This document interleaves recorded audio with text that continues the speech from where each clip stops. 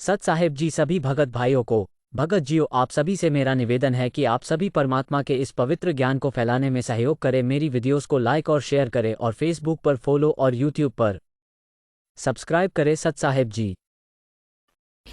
अब 17वें श्लोक में, ये लास्ट श्लोक है, 40वां अध्याय यजुर्वेद का अंतिम अध्याय है और 17वां इस यजुर्वेद का अंतिम मंत्र है। इसमें दोनों निर्णय कर दिया। इसमें लिखा कि हिरमेन पात्रेण सत्य सतस्य, ये देखो, हिरमेन पात्रेन हिरमेन हिरमेन पात्रेन सतस्य अपिहितम मुखम, ये असौ आदित्य पुरुष स असौ अहम, इसका अर्थ अहम, ओम खम ब्रह्म। स्वामी जी ने क्या अर्थ किया है, इन्हीं के कर कमलों से लिखा हुआ पढ़िए। हे मनुष्यो, जिस हिरमेन ज्योति स्वरूप पात्रेण, पात्रेण का अर्थ लिखा रक्षक, मुझसे सतस्य,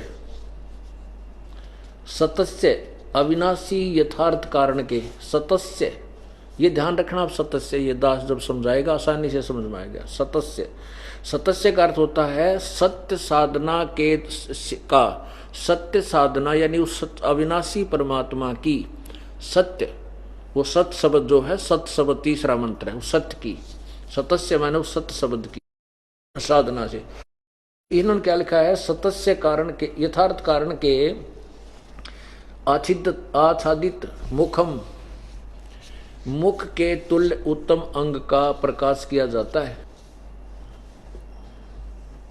मुख के तुल्य किया जाता है जो वह, अब वेद बोलने वाला कहता वह आदित्य, आदित्य प्राणवास सूर्य मंडल में पुरुष माने पूर्ण परमात्मा है। ओहो, जो सूर्य मंडल में, ये कहता सूर्य मंडल, आदित्य, आदित्य वर्णम, आदित्य माने प्राण व सूर्य मंडल में जो पुरुष है माने पूर्ण परमात्मा, यानी एक तो पूर्ण परमात्मा और एक ब्रह्म।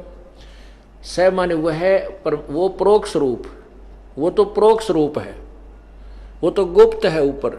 और अहम, ये वेद बोलने वाला कह रहा अहम, मैं खम, आकाश के तुल्य व्यापक ब्रह्म, सबके गुण कर्म और स्वभाव करके अधिक हूँ। ओम, सब पर सब का रक्षक जो मैं उसका, ऐसा ओम नाम जानू, ऐसा नाम जानू। इसका वास्तविक अर्थ ये है कि जो सत साधना से साधना करके सोने जैसा शुद्ध, हिरमेन माने सोना होता है, हिरमेन माने सोने, शुद्ध सोने की तरह, और पात्रेण माने सुपात्र हो गया, उस परमात्मा के पाने के लिए हो गया जो सूर्य मंडल में, वो पूर्ण सूर्य मंडल माने आदित्य वर्णम, आदित्य यानी सूर्य की तरह, जैसे सूर्य साकार है, स्वयं प्रकाशित है, ऐसे ही वो परमात्मा का शरीर तेजो में है। तो उस वो परमात्मा ऊपर परोक्ष है, वो अव्यक्त है, सतलोक में रहता है। वो परमात्मा जो भक्त सत साधना करता है, सुपथ यानी शास्त्र गुण साधना करता है, वो तो उस परमात्मा के पास चला जाता है उस सत साधना से। सतस्य यानी सत्य शब्द के आधार से, जो तीसरा शब्द है ओम तत्सत, ओम ब्रह्म का जाप, तत् पर ब्रह्म का, और सत्य उस पूर्ण परमात्मा की साधना का सत शब्द है। तो उस सतस्य यानी उस सत्य साधना से, सत्य शब्द की यानी सार नाम की साधना से उस परमात्मा के पास चला जाता है जो ऊपर गुप्त है। और मेरे ओम में, मेरा ओम नाम है, और मैं स्वर्ग में रहता हूं, और मेरा उपासक मेरे पास स्वर्ग, मेरे स्वर्ग में आता है, खम स्वर्ग में आता है। इसका निर्णायक ज्ञान ये, इसका वास्तविक अर्थ ये बनता है यजुर्वेद अध्याय नंबर 40 के श्लोक नंबर 17 का। पुण्यात्मा, ऐसे ऋषियों ने और ऐसे ही इन गुरुओं ने, जिनको कैखा का भी ज्ञान नहीं, इस भक्ति मार्ग का बट्ठा बैठा रखा है। गुरुआ गांव में बिगाड़े संतो, गुरुआ गांव में बिगाड़े, ऐसे कर्म जीव कहला दिए, ईव झड़े न जाड़े। इन व्यक्तियों ने, इन अज्ञानियों ने परमात्मा की डेफिनेशन इतनी चेंज कर दी, इतनी बदल दी। किसी को कोई यूं कहे है कि भगवान ने ऐसे ठीक कर दिया सतलोक आश्रम बरवाला व क्रोथा में, तो नु दांता तलंगली दबा और दांत रे काटने का, ऐसे कभी हो सकता है कि उन नकली ज्ञान से, अज्ञान के से परिपूर्ण लोग ऐसी भाषाएं बोलते हैं, जबकि वेदों को वो सही मानते कि वेदों में जो लिखा वो सही है। और वेद कहते हैं परमात्मा भयंकर रोग न काट दे और घोर पाप न काट दे, और वो पाप कटने से ही सुख होता है। जैसे ऋग्वेद मंडल नंबर 10 सूक्त नंबर 161, ये देखिएगा ऋग्वेद भाष्यकार, देखिए महर्षि दानंद सरस्वती मंडल 1 से 6 और श्रीपाद दामोदर सतवलेकर मंडल 7 से 10 तक इसने अनुवाद किया है। और यहाँ देखिएगा कहाँ से छपा है, ये देखो, ओम ऋग्वेद भाष्यम महर्षि दानंद सरस्वती, यानी यहाँ, क्योंकि इसके नाम तो गढ़ा व्यक्य था यो वेद, इसलिए अनुवाद किससे न किया, और इसकी साथ लाते रहे। और उस अपवाद से बचने के लिए कदे कोई तुम्हारे पर मुकदमा ना कर दे, यहाँ भी लिख दिया कि इससे ये तक इसने करा, बाकी इसने कर दिए। और लेकिन मुख्य मोहर स्वामी दयानंद जी की लाई जाती थी, क्योंकि इनका नाम बिक गया। और अंधों में कहते हैं अंधा ही मुखिया बन गया, ज्ञानहीन। संपादक है दानंद अर्पण और प्रकाशक है विश्व मानव उत्थान परिषद, ऐसे। अब इसमें ये देखिएगा, ये है 161 नंबर सूक्त है, सूक्तम। और इसमें क्या लिखा है, ये संस्कृत है, ये दूसरा मंत्र है।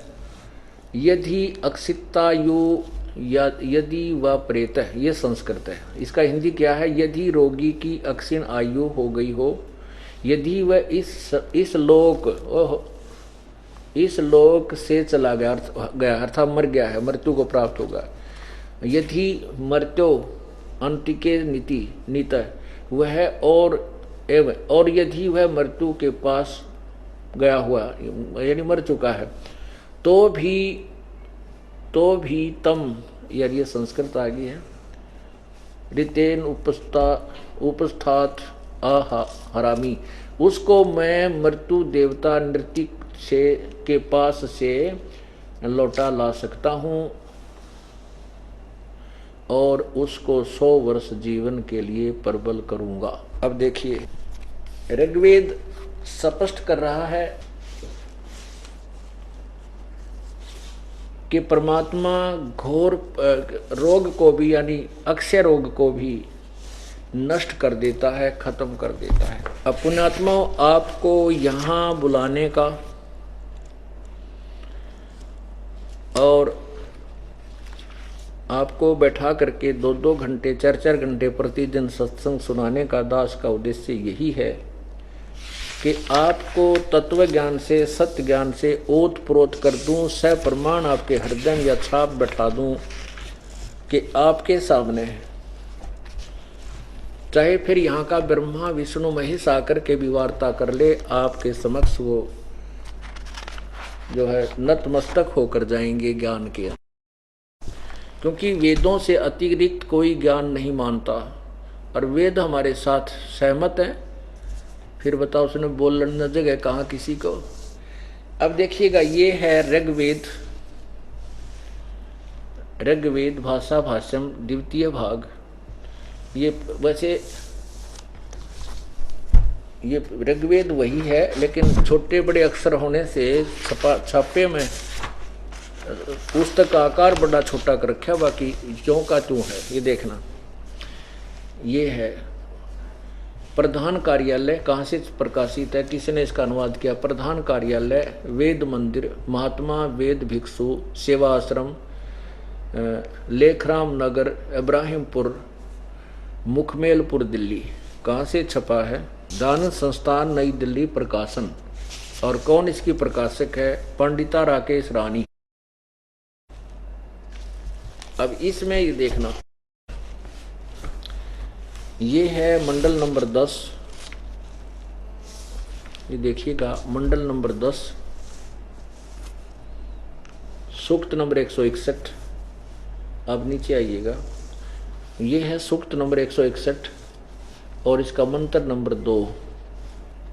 ये देखिएगा, यदि किसी रोगी की जीवन शक्ति समाप्त हो,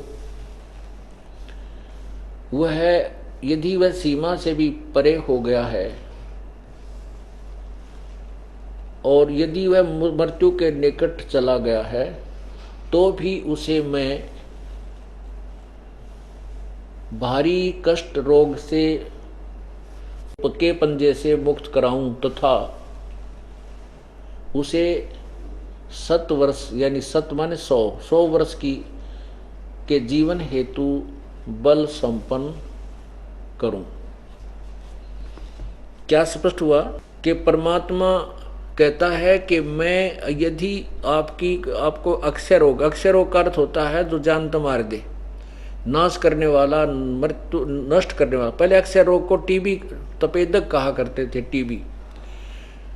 अब जो टीबी है वो अक्षय रोग नहीं रहा क्योंकि उसका ट्रीटमेंट हो गया। अब कैंसर अक्षय रोग होगी और एड्स। तो परमात्मा के दरबार में आपको हजारों की संख्या में ऐसे केस मिलेंगे जिनकी कैंसर और एड्स ढूंढी भी नहीं पाई। और ये परमात्मा प्रमाण दे रहे हैं कि उनके गुणों के इतिहास में लिखा है कि भगवान ये से गुण उसके होते हैं, वो ऐसा सुखी करता है। अच्छा देखना, अब इनकी चतुरता दिखाऊंगा आपको। इन्होंने कैसे भट्ठे बैठाने की ठेका ले रखा था। इन आर्य प्रधानों ने, आर्य समाज के प्रतिनिधियों ने कैसे भट्ठा बैठाने का ठेका ले रखा था, ये देखिएगा। ये वही ऋग्वेद मंडल नंबर, ऋग्वेद ये है मंडल 9 और 10, और मोहर लगा रखी है महर्षि दयानंद सरस्वती की, जबकि ये किसी और का अनुवादित है। इसके नाम से ये व्यक्य था और लेकर सब ने घर रख रखे। पढ़ा किससे? ननी ना वेद पढ़े, क्योंकि इसने पढ़ा तो शर्म दर्द हो जाए, अनुवाद ना करने आ रहे ढंग से। अब यहां देखना ये कहां से प्रकाशित है। प्रकाशक है सार्वदेशिक आर्य प्रतिनिधि सभा, महर्षि दयानंद भवन, रामलीला मैदान, नई दिल्ली 2। और ये देखिएगा इन्होंने कैसे अनुवाद किया है। ये देखना, ऋग्वेद मंडल नंबर 10, सूक्त 161। ये सूक्त 161 और इसका मंत्र नंबर 2। ये प्रश्न नंबर 1185 और इसका 1186 पे आप पढ़िए। ये मंत्र नंबर 2। इन्होंने क्या किया है? यदि रोगी नष्ट जीवन शक्ति वाला हो गया है, यदि अथवा सीमा से परे हो गया है, यदि मृत्यु के समीप पहुंच गया ही है, तो भी उस रोगी को मैं वैद, तरह गजब भैया देख के नष्ट करा ख्याल, मैं वैद कष्ट परत रोग के पंजे से छुड़वा लाता हूँ और 100 वर्ष सर्द ऋतुओं तक जीने के लिए उसको बल युक्त करता हूँ। अब यहाँ आम आदमी पढ़ता वैद बुद्ध का जिक्र आ गया इसमें, तो भाई भगवान का तो कोई ना, मैं वैद। ये वेद जो ना, ये औषधि की बुक नहीं है, ये परमात्मा की महिमा की बुक है, ये मेडिसिन बुक नहीं है। तो इन्होंने भट्ठा बैठाने की चेष्टा की है। अब परमात्मा ने इस दास को सद्बुद्धि दी, हिम्मत दी और आप जैसी पुण्यात्माओं का सहयोग मिला, जिन्होंने अपना तन मन धन समर्पण किया, इस अज्ञान अंधकार को मिटाने में सहयोग दिया। दास ने नाना प्रकार के अनुवादकर्ताओं के वेद ग्रहण किए और फिर परमात्मा का दिया हुआ अमृत ज्ञान हमारे पास था, उस ज्ञान से ही तोला सबको। ये वेद भी खरे पाए, लेकिन अनुवाद करता उनकी बुद्धि संकीर्ण थी, उन्होंने इसका बट्ठा बैठा दिया। अब इसी का दुष्परिणाम इस महर्षि दानंद को भोगना पड़ा कि बेमौत मरा, बिरान माटी हुई कि इसने महापुरुषों को पहले तो परमात्मा को ऐसा बेहुदे ढंग से संबोधित किया, और फिर इतने जनसमूह को मिसगाइड करके चला गया। इनका अंत कैसा हुआ, जैसे कि स्वामी दानंद के विषय में बहुत गलत धारणा पैदा कर रखी थी कि वो बड़ा योगी था, उसको 16 बार जहर दिया गया और उसने सब उलट सुलट कर दिया, बाद में शीशा प्या दिया जब वो मरा। ऐसा कुछ नहीं था।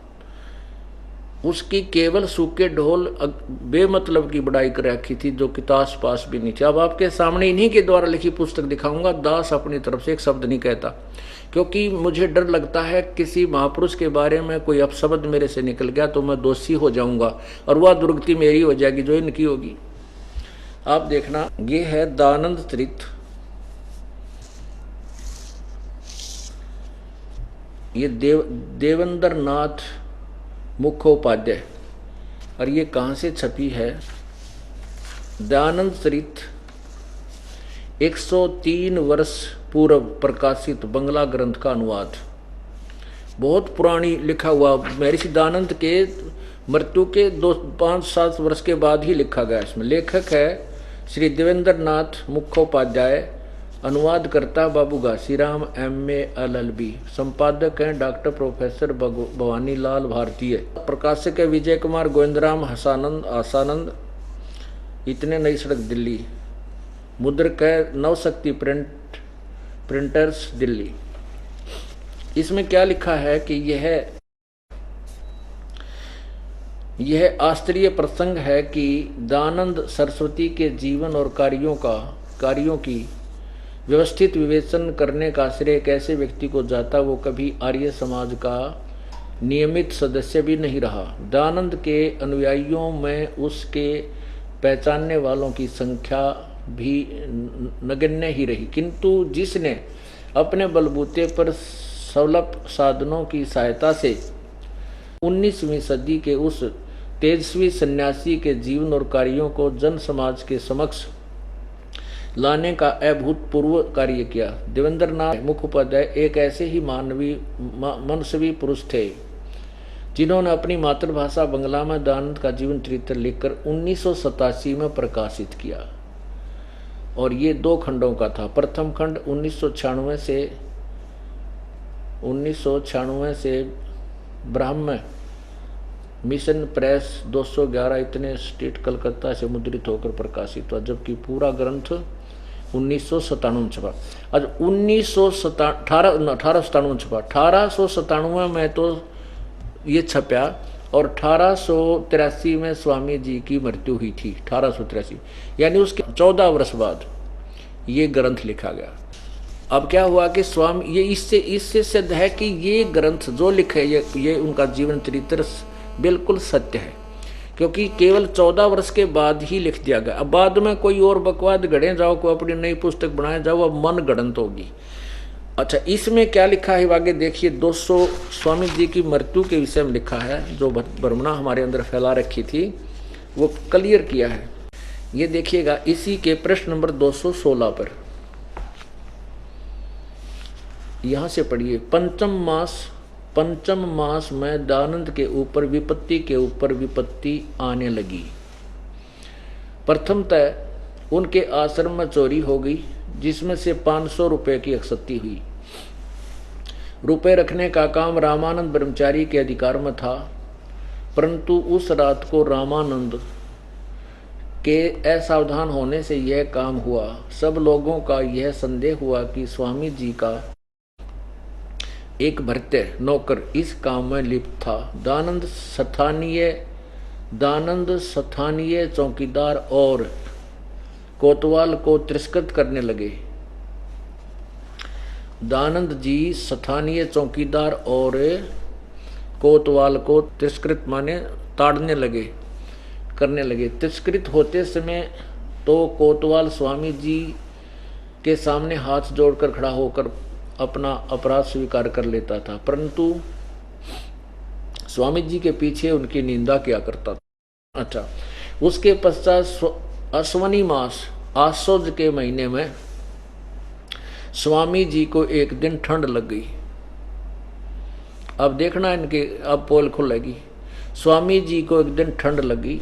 उस दिन बृहस्पतिवार और एकादशी थी।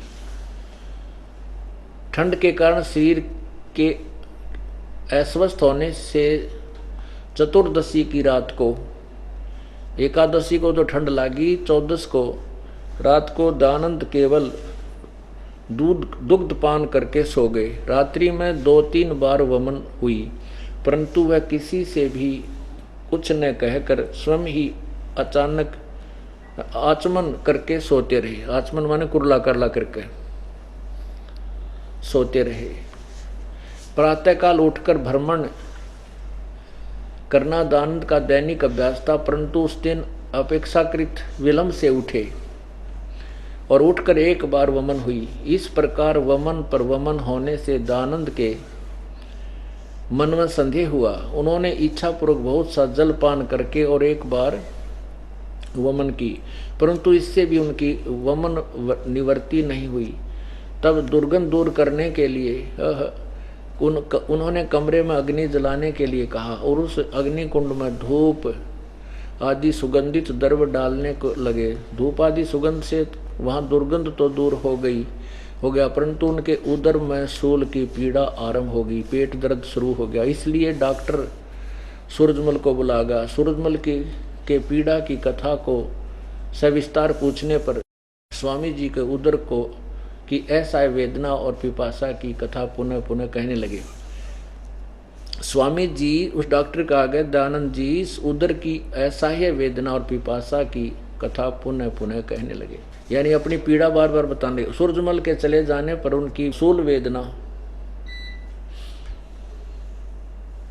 कर्म से यहाँ तक बढ़ गई कि निश्वास प्रश्वास यानी सांस उश्वास की क्रिया के साथ उनकी वेदना का वेग बढ़ने लगा। सूत्र अच्छी तरह निश्वास प्रश्वास करना स्वामी जी के लिए विशेष क्लेशदायक हो गया, यानी सांस भी ठीक से नहीं आ रहा था। आश्चर्य है स्वामी जी की ने इस ये तो इनके अपनी वो है। अब हमने यही देखना था, अब आपको और सुनाते। एक तो इससे ये सिद्ध हुआ कि स्वामी जी जो साधना करते थे, हवन आदि धूप दाप सामग्री सुमग्री कूट कर उससे कष्ट निवारण के लिए जो साधना करते थे, उससे कोई लाभ नहीं हुआ। उससे दुर्गंध यानी महक उनकी महक शुरू होगी, दुर्गंध कहाँ गई, वहीं थी वो भी। उसके साथ ही क्योंकि सुगंध की मात्रा बढ़ गई, दुर्गंध आई नहीं, लेकिन दुर्गंध साथ ही थी, उसके अलग नहीं होती वो।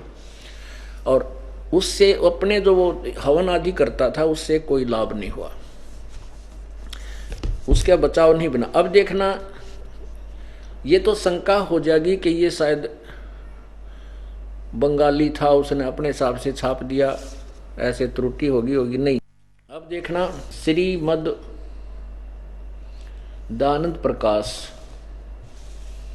स्वामी सत्यानंद सर्वदेशी कार्य प्रतिनिधि सभा, रामलीला मैदान, नई दिल्ली से प्रकाशित है। प्रकाशक हैं आर्य सर्वदेशी कार्य प्रतिनिधि सभा, 3/5 महर्षि दयानंद भवन, रामलीला मैदान, नई दिल्ली। मुद्रक है Prince offset, Pataudi house, Daryaganj, नई दिल्ली। अब आपने उस पहले वाली जो बुक में आपने पढ़ा स्वामी जी के जीवन चरित्र में कि स्वामी जी 4 दिन से ठंड लग गई थी, जिस कारण अस्वस्थ था।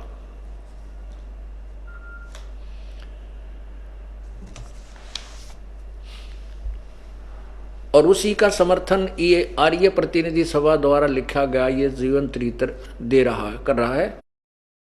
प्रश्न नंबर 437, प्रश्न नंबर ये 437 पे यहाँ से, महाराज का स्वास्थ्य यानी स्वामी जी दयानंद जी का महाराज का स्वास्थ्य 2-4 दिन से कुछ शिथिल था, यानी ढीला था, ठंड लगी हुई थी। और अश्वनी बदी यानी अंधेरी। चतुर्दशी संवत 1940 को रात्रि समय महाराज ने अपने रसोइये से दूध लेकर पान किया और फिर सो गए। थोड़ी देर तक आंखें लगने पाई थी कि उधर वेदना की खलबली ने उनको जगा दिया। उसी विकट व्याकुलता में उन्होंने 3 बार वमन की। आप ही जल आधी लेकर कुल्ला करते रहे और पास सोए सेवकों को जगाकर कष्ट नहीं दिया। इससे ये स्पष्ट हो गया कि स्वामी जी किसी ने तो जहर नहीं दिया और ना किसी ने इसको विष दिया, न ही किसी ने इनको जो है शीशा आदि कांच पिलाया। ये उनकी मन बनावटी कथाएं थी। इनको ठंड लग गई थी और ठंड लग रही थी, 3-4 दिन से हो गया इनका नमूनिया, और दूध लिया पी। दूध तो नमूनिया में दूना रिएक्शन करता है, आज पी के देख लियो, ठंडा होता है हैं। और वो पी गया दूध, तो दूध पीने के लाड़े थे ये। और फिर उससे फिर ये सारी प्रक्रिया बिगड़ गई और इस प्रकार स्वामी दयानंद जी दुर्गति को प्राप्त हुए। उनका बहुत बुरा हाल हुआ। वो कैसे मरे वो देखना। इससे ये तो सिद्ध हो गया कि जो स्वामी जी के विषय में जो धारणा फैलाई गई थी, मिसगाइड की थी जनता को, वो नहीं था। ये अस्वस्थ थे, इनको नमूनिया हो गया था, गर्म सर्द होकर नमूनिया हो चुका था। इन्हें ऊपर तो दूध पी लिया दड़ी पक्का, क्यों से तगड़े थे और दूध पी के डंड पे लिया करते और कम नहीं था न कोई। और जो ज्ञान ग्रहण किया वो गलत करके इन्होंने समाज को प्रवेश कर दिया। अब उनकी कैसे दुर्गति हुई ये आपके समक्ष। अब उसके बाद डॉक्टरों को बुलाया गया। स्वामी जी के लिए कई डॉक्टर बदले गए। वो दवाई दें, वो दवाई रिएक्शन करने लगी, क्योंकि जब इंसान के पाप बढ़ जाते हैं तब मेडिसिन भी, दवाई भी विपरीत प्रभाव दिखाती है। अब देखिएगा, आपने ये 437 पर पढ़ा, यहाँ देखना 437 पर इसी दयानंद श्री मद दयानंद प्रकाश ओके।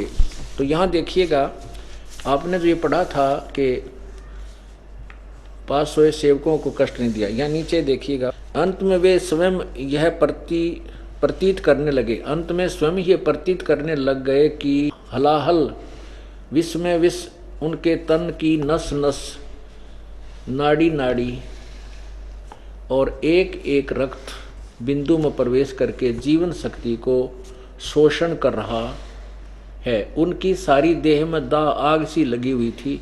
रह रहकर भयंकर सूल यानी दर्द उठता था। श्वास पर श्वास का वेग अति तीव्रता से बढ़ता चला गया।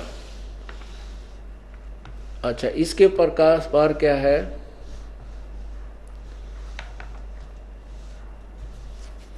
उन्हें तत्काल डॉक्टर अली मर्दन खां को औषधोपचार के लिए नियत करके उनके पास भेज दिया। डॉक्टर महाशय ने आकर उनकी पीठ पर पट्टी बांध दी और कुछ औषधि दी, परंतु शांत होने के स्थान पर नए औषध से रोग ने महाभयंकर रूप धारण कर लिया। 30-40 अतिसार यानी दस्त हुए। दर्द भी पहले से बढ़ गया, सूल भी पहले से बढ़ता ही चला गया। परमात्मा कहते हैं, पावेगा अपना किया रे मन, तू भोगेगा अपना किया रे मन, तू पावेगा अपना किया रे भोगेगा अपना किया रे। अब देखना, अब कैसे अंत होता है इस मानव शरीर के पथ भ्रष्टक का। यहाँ देखना 444 पृष्ठ पे, 444 पृष्ठ पे श्रीमद दयानंद प्रकाश अब देखना, स्वामी दयानंद को भगवान लिखा है, माउंट आबू पर ले गए इसको, वहां से देखो। आबू से नीचे आते समय भक्त लक्ष्मण दास को कई आर्य पुरुष ऊपर जाते मिले। उन्होंने भक्तराज को पहचान कर उसे भगवान का समाचार उतनी ही आतुरता से पूछा जितनी कि पांडु पुत्र ने श्री कृष्ण का उद्धव जी से पूछा था। भक्त ने अनर्गल आंसू बहाते हुए कहा, भगवान की अवस्था अतीव शोचनीय है। भगवान, दयानंद को भगवान बोल रहे हैं, शोचनीय है। निर्बलता परले पार बढ़ गई है। उनके कंठ में, ओह, स्वामी दयानंद के कंठ में, जीभ पे, मुख में, माथे और सिर पर छाले पड़ गए। पानी का घूंट भी बड़ी कठिनता से गले से नीचे उतरता है। इस महाघोर अंधकार में, निपट हताशकी निशा में, उदासीनता के गहरे सागर में आशा की केवल यही एक झीनी रेखा चमकती है। अब देखो क्या, कैसे मृत्यु को प्राप्त हुए। जीभ पर छाले, माथे पर छाले, सारे शरीर पर छाले, और बोलना चालना भी दुभर हो गया। सांस भी ढंग से नहीं आ रहा, पीड़ा चल रही है। बहुत बुरा, बहुत लंबी इतिहास है। अब ये संकेत ही आपको दिया जा रहा है। ऐसी दुर्गति इसकी क्यों हुई? क्योंकि इसने किसी भी महापुरुष के विषय में अपने से अतिरिक्त इसने किसी को विद्वान नहीं माना। और भगवान कबीर साहब के बारे में इन्होंने कितने अभद्र शब्द प्रयोग किए हैं। इनको पढ़कर ही लगता है कि ये इससे भी बदतर मौत मरने का अधिकारी था। ये ना समझना कि दास कोई द्वेष करता है, नहीं। जिसने इतने बड़े मानव समाज को गुमराह कर दिया, उन वैसे तो इस एक का दोष नहीं, ये और जितने पंथ हैं लाखों और करोड़ों, राधा स्वामी, धन धन सतगुरु, बाल योगेश्वर, हंसादेश और ये निरंकारी, ये सारे ऐसे ही अधिकारी हैं। इन सभी ने मानव को केवल भ्रमित किया है, यथार्थ ज्ञान नहीं दिया। अब देखिए स्वामी जी ने सत्यार प्रकाश के 11वें समोल्लास में, ये सत्यार प्रकाश, इसके 11वें समोल्लास में कबीर परमेश्वर के बारे में कैसी टिप्पणी दी। 306 पृष्ठ पर सत्यार प्रकाश। किसी ने पूछा कि कबीर पंथी तो अच्छे हैं। उत्तर स्वामी, प्रश्न क्यों अच्छे नहीं? क्योंकि प्रश्नकर्ता कहता है कि अच्छे क्यों नहीं, वो तो मूर्ति पूजा, पाषाण आदि मूर्छा का खंडन करते हैं। कबीर साहब फूलों से उत्पन्न हुए और अंत में भी फूल हो गए। ब्रह्मा विष्णु महादेव का जन्म नहीं था तब भी कबीर साहब थे, बड़े सिद्ध। जिस बात को वेद पुराण भी नहीं जान सकता उसको कबीर जानता है। सच्चा रास्ता है सो कबीर नहीं दिखलाया है। इसका मंत्र सतनाम कबीर आदि है। ये किसी प्रश्नकर्ता ने प्रश्न किया। उत्तर स्वामी जी ने क्या दिया? पत्थर को छोड़, पत्थर आदि यानी पाषाण आदि को छोड़, वो तो पलंग, गद्दी, तकिए, खड़ाऊं, जोत यानी दीप। जोत का अर्थ होता हवन। जैसे हम आपको ज्योति जगाने के लिए कहते हैं, उस जोत का अर्थ हवन करना। और ये स्वामी जी इस हवन को भी हमारे परमात्मा द्वारा चलाए गए उस हवन को भी नेगेटिव बता रहे हैं कि व्यर्थ है। ये तो उनकी पूजा करते हैं, ये व्यर्थ है, क्या घटिया नहीं है।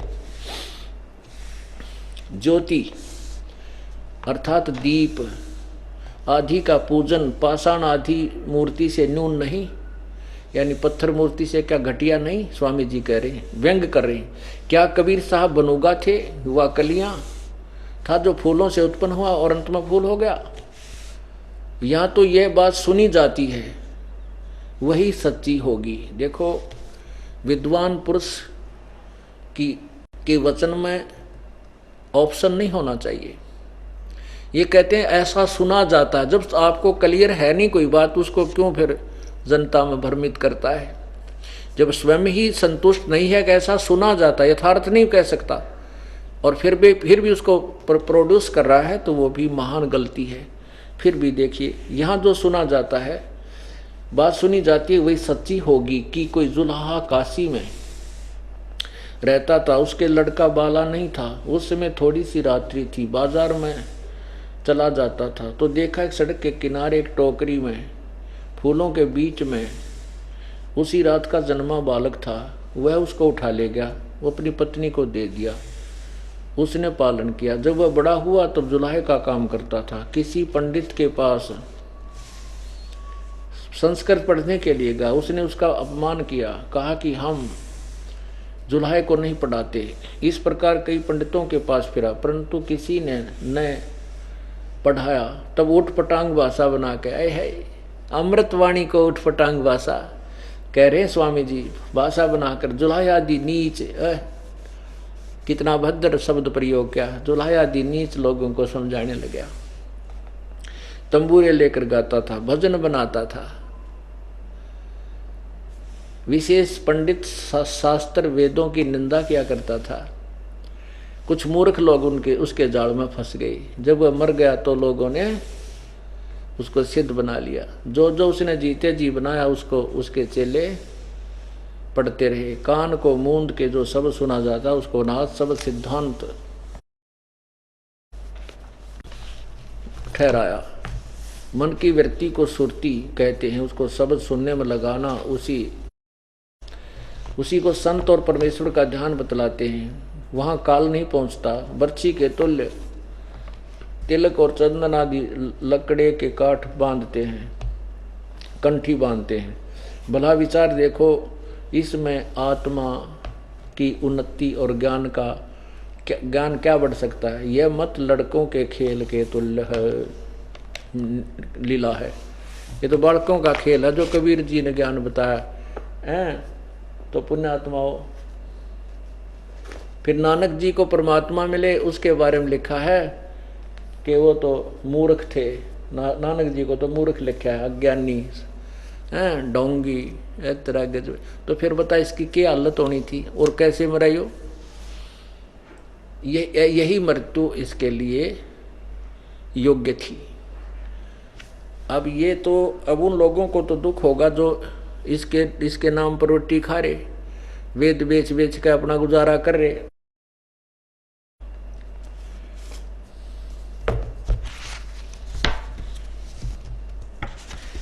अब देखिएगा, ये बाद में बकवादी लोगों ने,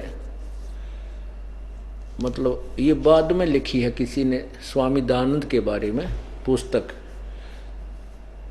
ओम प्रकाश शर्मा ने, स्वामी दयानंद सरस्वती हैं, और इसने भी कहा है 97वें पृष्ठ पे, इसके पे दिखाता हूं आपको, कि स्वामी जी नाम जाप के विरोधी थे। ये देखना क्या लिखा है इसके प्रश्न नंबर 97 पर। स्वामी जी के सिद्धांत, ईश्वर का मुख्य नाम ओम है, ठीक है। केवल ईश्वर का नाम जपने से कुछ नहीं होता, उसके धारण करने योग्य गुणों को अपने में धारण करना चाहिए। यानी नाम ओम नाम है, लेकिन जाप जोप नहीं करना उसका, केवल ओम लिख देना जहाँ शुरू करे कोई काम। और देखो इसकी महिमा क्या बनाई है 106 पृष्ठ पे।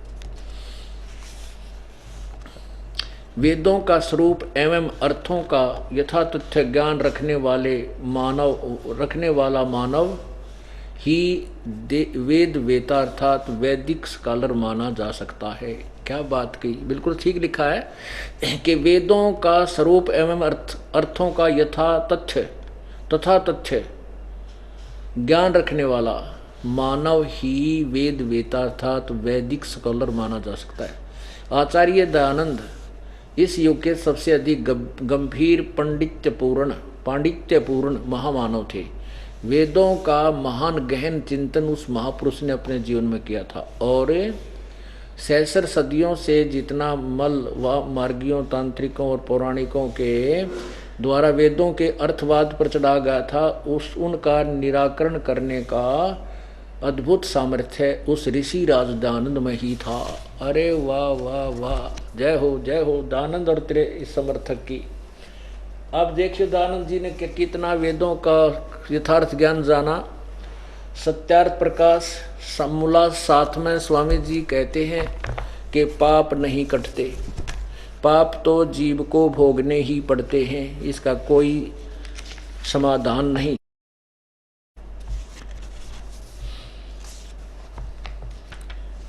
अब देखो स्वामी जी ने कहा है कि ये जो पुस्तक मैंने लिखी है, ये देखो सत्यार्थ प्रकाश, वेद आदि विविध सत्य शास्त्र प्रमाण संवित, यानी स्वामी जी ने लिखा है कि वेद आदि सत्य शास्त्रों के प्रमाणों से इसको मैंने रचा है, वेदों का सार लिखा है। पृष्ठ 155 पे यही सत्यार्थ प्रकाश स्वामी जी द्वारा लिखा हुआ, ये वही सत्यार्थ प्रकाश है जो आपको बार बार दिखा है। 154 पृष्ठ पे स्वामी जी कहते हैं ईश्वर किसी ने प्रश्न किया ईश्वर साकार है व निराकार, उत्तर स्वामी जी का निराकार। अब 155 पे स्वयं ही खंडन कर रहे हैं कि परमेश्वर की स्तुति प्रार्थना और उपासना करनी चाहिए व नहीं, किसी ने प्रश्न किया। स्वामी जी ने उत्तर दिया नहीं, हाँ करनी चाहिए। प्रश्न क्या, स्तुति आदि करने से ईश्वर अपना नियम छोड़ स्तुति प्रार्थना करने वाले का पाप छुड़ा देगा? उत्तर स्वामी जी का नहीं। तो फिर स्तुति प्रार्थना क्यों करना? प्रश्नकर्ता कहता है। उत्तर स्वामी जी ने कहा कि उनके करने का फल अन्य ही है। प्रश्न क्या है? उत्तर स्वामी जी का, स्तुति से ईश्वर में प्रीति, उसके गुण कर्म स्वभाव से अपना गुण कर्म स्वभाव का सुधरना, प्रार्थना से निर्अभिमानता उत्साह और सहाय का मिलना, उपासना से परब्रह्म से मेल और उसका साक्षात्कार होना। अब मेल और परब्रह्म यानी वो ब्रह्म को अंतिम भगवान मानते हैं। स्वामी जी ब्रह्म को अंतिम यानी फाइनल परमात्मा मानते, इससे ऊपर कोई नहीं, ये ही ईश्वर है। अपने प्रथम समोल्लास में ये स्वयं कहते हैं कि सबसे बड़ा होने से,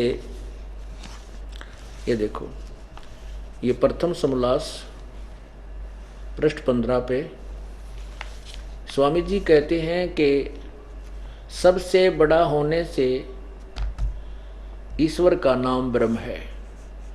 और यहाँ ये कहते हैं कि पीछे प्रश्न किया कि क्या परमात्मा साकार है व निराकार है? उत्तर दिया निराकार है। और फिर आप पे कह रहे हैं कि परब्रह्म उपासना से परब्रह्म से मेल और उसका साक्षात्कार होना। अब दो बात खंडित कर दी इसने अपनी आप ही, क्योंकि 7वें समोल्लास में प्रथम ही किसी ने प्रश्न किया। यहाँ देखना, ये 7वां समोल्लास पृष्ठ नंबर 151 पे यहाँ किसी ने पूछा कि प्रश्न, वेद में ईश्वर अनेक हैं, इस बात को तुम मानते हो या नहीं? उत्तर स्वामी जी ने कहा नहीं मानते, क्योंकि चारों वेदों में यह कहीं नहीं लिखा कि जिससे अनेक ईश्वर सिद्ध हों, किंतु यह तो लिखा है कि ईश्वर एक है। और अभी इन्होंने बताया है कि सबसे बड़ा होने से 15 में प्रथम समोल्लास के 15 श्लोक में पृष्ठ पे कहा कि उपासना सबसे बड़ा होने से ईश्वर का नाम ब्रह्म है। और यहाँ कहते हैं कि कहीं भी चारों वेदों में कहीं नहीं लिखा, 151 पृष्ठ पे वेद में नहीं मानते, क्योंकि चारों वेदों में कहीं नहीं लिखा कि जिससे अनेक ईश्वर सिद्ध हों, ईश्वर सिद्ध हो। अब ये स्वयं कहते हैं कि ईश्वर का नाम ब्रह्म है। और यहाँ कहते हैं परब्रह्म से मेल, यानी उस ईश्वर जिसको ये ब्रह्म, जिस ईश्वर को ये ब्रह्म मानते हैं उससे और दूसरा परब्रह्म अन्य ब्रह्म, यानी दो भगवान सिद्ध हो गए, दो ईश्वर। अपनी धारणा को 21 समोल्लास में 3-4 पृष्ठ पर आपका खंडन कर लिया, क्योंकि इनके पास अज्ञान भरा हुआ था, ज्ञान नाम की चीज नहीं थी इस महापुरुष के पास। इसको छोड़ो, दास ने इन ब्रह्मा विष्णु महेश तक के इतिहास की और इनकी अपनी सोच, इनके विचारों को पुराणों से भी ग्रहण किया। उनको भी कह का पता नहीं। ये तो पूर्व जन्म की कमाई जो कबीर परमात्मा के साथ रहकर पुण्यात्माओं ने की थी, वो उनकी चल रही है। जैसे आपको दिन में बताया था कि ओहम सोहम पालड़े रंग होरी हो, 14 लोक चढ़ावे राम रंग होरी हो, 3 लोक पास अंग धरे रंग होरी हो, तो ना तुले तुलाया राम रंग होरी हो। एक श्वास का सिमरण जो सतनाम का आपको दिया जाता है वो कितना कीमती है। यहाँ के सारे इस ब्रह्मांड को रख दे उसके एक पालड़े में तो भी उस एक श्वास के नाम की कीमत अधिक है। लेकिन आप पार नहीं हो पाते, इसलिए काल आपकी ही कमाई से आपका दुरुपयोग करता है।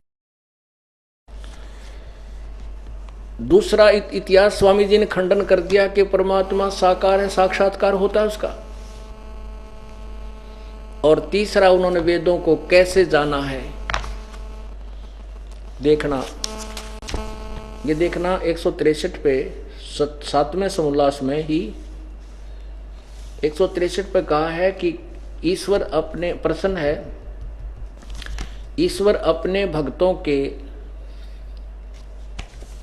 पाप क्षमा करता है वह नहीं।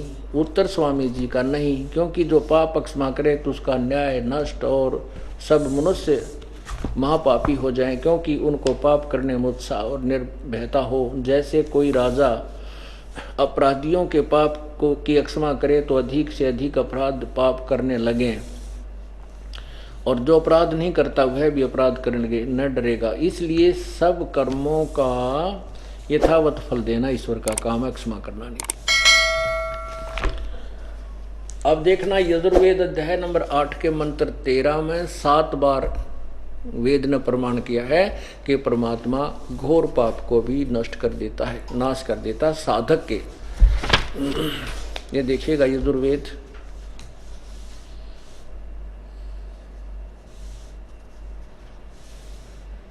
ये वही यजुर्वेद है और प्रकाशक है आर्य प्रतिनिधि सभा, सार्वदेशिक आर्य प्रतिनिधि सभा 2/5 महर्षि द्वान भवन रामलीला मैदान नई दिल्ली से। 8वें अध्याय का ये 8वां अध्याय पृष्ठ 241 और ये नीचे देखिएगा ये है 13वां मंत्र 8वें अध्याय का। देव कर्तस्य अनस्य अवजनम असि। अब यहाँ देखना इसका अनुवाद इन्होंने किया है और दास के द्वारा भी इसका अनुवाद किया गया, वो भी पढ़ना। फिर ये 242 पे इसका सरलार्थ किया है, हे सबके उपकार करने वाले मित्र। मित्र का अर्थ ये स्वयं कहते हैं कि जहां मित्र शब्द आवे वेदों में तो उसका नाम परमेश्वर समझें। तो हे परमेश्वर आप देव कर्तस्य यानी दान देने वाले के, यहां देखना दान देने वाले के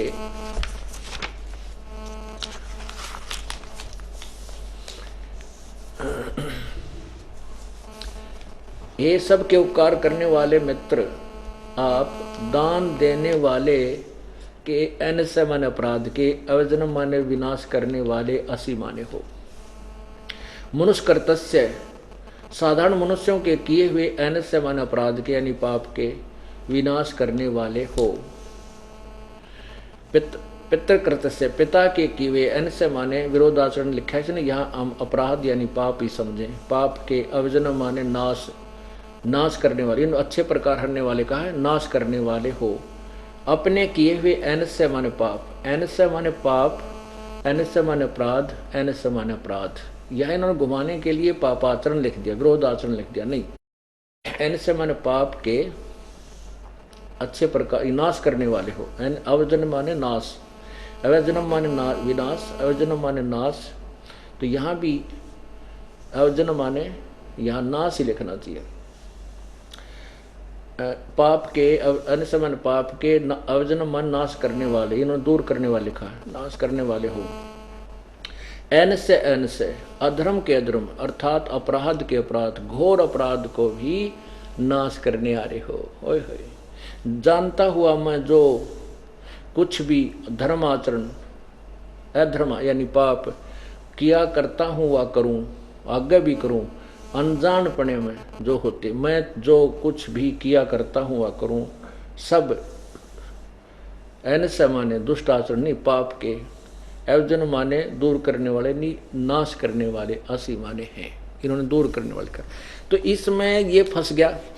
अन्यथा यहाँ आप देखिए यजुर्वेद अध्याय नंबर 15 के 16 में भी एनस एन माने आप पाप लिखा है, लेकिन एक जगह लिखा होता तो ये टाल मटोल कर देता, उलझ पुलझ कर देता, लेकिन परमात्मा ने भी रोग काट रखा है। एक ही मंत्र में 6 बार लिख रखा है। अब छुपा इसने कैसे छुपाओगे चतुर प्राणियों। कहते चोर चुराई तू बड़ी ही गड्ढे पानी मां, वो गड्ढे हुआ ऊपर आवे नो सच्चाई छानी ना। अब इसकी महिमा गा रखी स्वामी जी की कि वो तो बड़ा विद्वान था, वेदों को यथार्थ जानता था, बड़ा अनुवाद कर। एक तो ये पता लग गया कि वेद के परमात्मा पाप काट दे। स्वामी जी कहते हैं पाप नहीं काट सकता, ये कहते हैं वेदों से ही मैंने सत्यार प्रकाश लिखा है।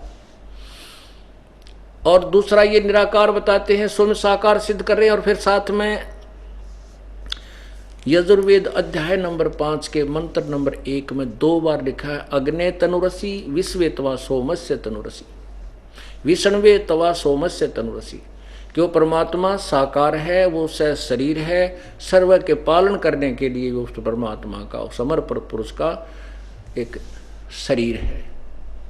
और स्वामी जी कहते वो निराकार, तो इन्होंने वेदों को समझा कहाँ, इसलिए इनकी महिमा दंत कथाओं लोक वेद के आधार से प्रसिद्ध थी, और जिसकी ईब पाल्य सूत्र की।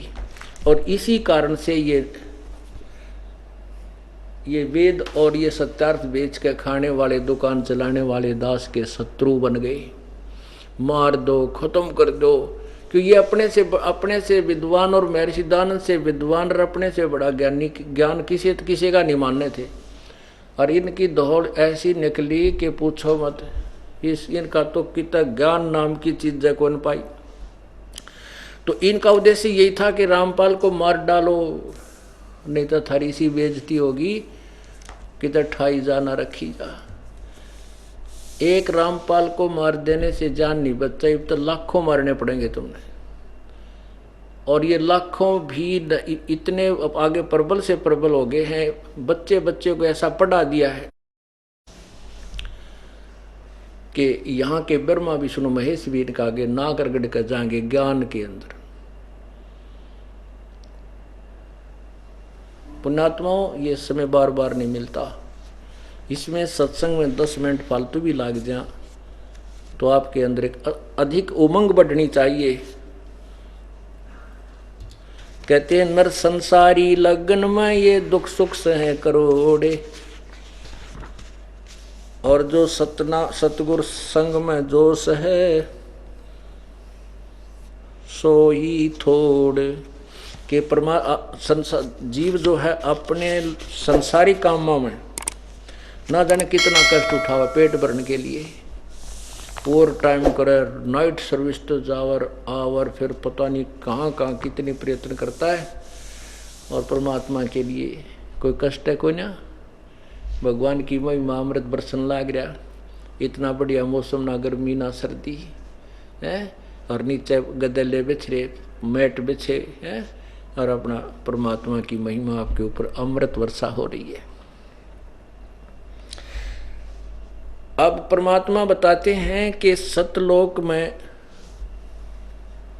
चलने से ही, सतलोक पहुंचने पर ही तेरा छुटकारा होगा। उसकी वे ऑफ, उसकी पाने की विधि, उस परमात्मा को प्राप्त करने की यथार्थ विधि कौन सी है वो सुनिए। तेरे कुटी में झांक सुरता तो हे पति बुलावे हे, इस मोह ममता के जाल में तन यो काल फसावे हे। तेरे कुटी में झांक सुरता तो हे पति बुलावे हे, इस मोह ममता के जाल में तन काल फसावे हे। सत साहेब जी सभी भगत भाइयों को भगत जियो आप सभी से मेरा निवेदन है कि आप सभी परमात्मा के इस पवित्र ज्ञान को फैलाने में सहयोग करें। मेरी वीडियोस को लाइक और शेयर करें और फेसबुक पर फॉलो और यूट्यूब पर सब्सक्राइब करें। सत साहेब जी।